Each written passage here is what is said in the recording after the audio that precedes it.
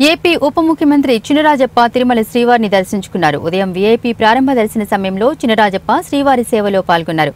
అనంతరం ఆలయ అధికారులు ఆయనకు తీర్థ ప్రసాదాలు అందజేశారు.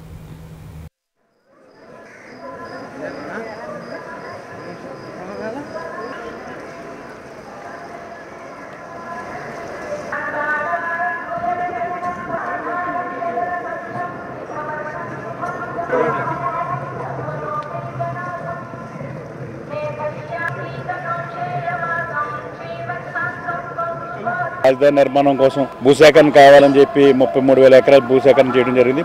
మొన్న మోడీ గారిని తీసుకొచ్చి విజయదశమిలోని శంకుస్థాపన కూడా జరిగింది. ఆ శంకుస్థాపన పూర్తి చేయడమే కాదు, ఇటు పరిస్థితుల్లోనూ కూడా 2018 నాటికి మొదటి ఫేజ్ పూర్తి చేయాలని ఆయన సంకల్పంతో ఉన్నది. అదే పద్ధతిలో ఈరోజు స్పీడ్గా చేయడం జరుగుతుంది. అలా రాజధాని విజయవాడ రాజధానే కాకుండా అన్ని జిల్లాలు కూడా అభివృద్ధి చేయాలి, అన్ని జిల్లాలో ఇండస్ట్రీస్ తీసుకురావాలి, అన్ని జిల్లాలో పరిశ్రమలు తీసుకొచ్చి సెంట్రల్ యూనివర్సిటీలు తీసుకొచ్చి అన్ని జిల్లాలు కూడా అభివృద్ధి చేయాలని సంకల్పంతో అయినా అన్నీ కూడా సెంట్రల్ నుంచి తీసుకొచ్చి ఇప్పటికే ప్రారంభించడం జరుగుతుంది.